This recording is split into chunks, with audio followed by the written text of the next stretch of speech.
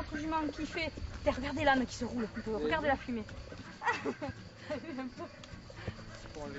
C'est pour s'enlever la transpiration et puis bête.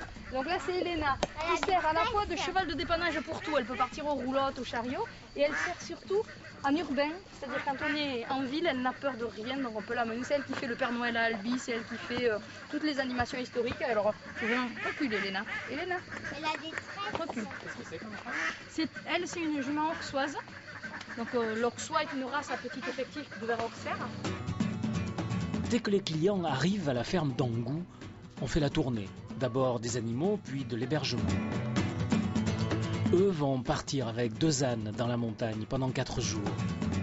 Les roulottes, tirées par des juments lourdes, sont déjà parties depuis la veille. Elles ont la capacité mentale à supporter des fautes de main ou des erreurs de débutants quand elles sont un peu mûres dans l'attelage, à partir de 6 ou 7 ans. L'un et l'autre étaient professeurs et cavaliers. L'arrivée des enfants leur a donné l'idée de partir en roulotte, pour eux.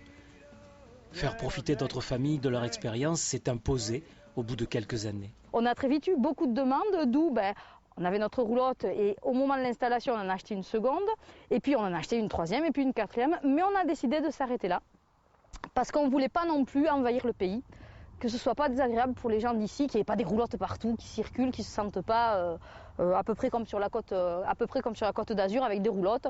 Déjà le facteur et l'infirmière libérale nous bénissent en fin de saison, quand ils ont croisé les roulottes 20 fois par jour pendant tout l'été, ils leur tardent la fin de la saison. Donc on ne voulait pas que ce soit pesant.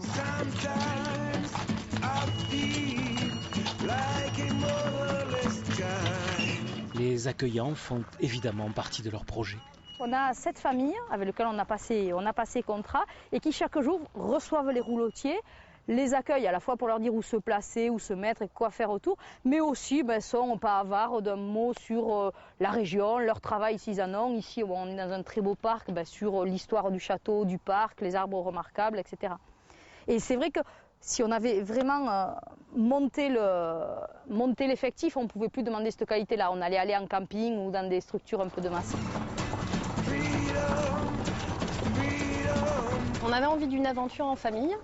Et puis, comme on est quand même pas très aventurier de nature, on s'est dit on va pas partir faire un trek dans un pays étranger. Et donc je sais pas pourquoi un jour l'idée de la roulotte est arrivée. On a dû peut-être voir un reportage ou je sais plus. On a cherché sur internet et donc on a trouvé la ferme d'Angou. Et on avait déjà voulu le faire l'an dernier, mais malheureusement on s'était pris un petit peu tard, donc on n'avait pas pu le faire. Et voilà, non, c'est l'idée d'une aventure en famille, vraiment de faire quelque chose tous ensemble, sans perturbation extérieure, où voilà, on est ensemble et puis on partage un super moment. Voilà. Au rythme des 5 à l'heure, des 5 km/h, et ça c'est très bien. Ça change la vie, non?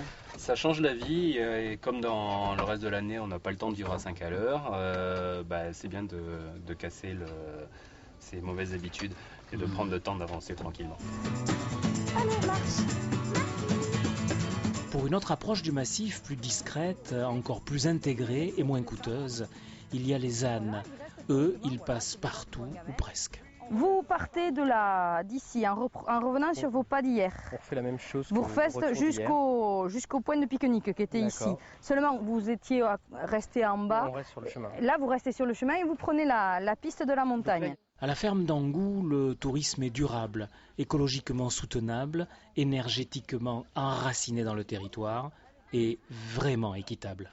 Que celui qui vient soit accueilli comme il est, et pas seulement pour le pouvoir d'achat qu'il amène, et que celui qui accueille soit rencontré dans ce qu'il est, dans sa façon de vivre, dans son travail.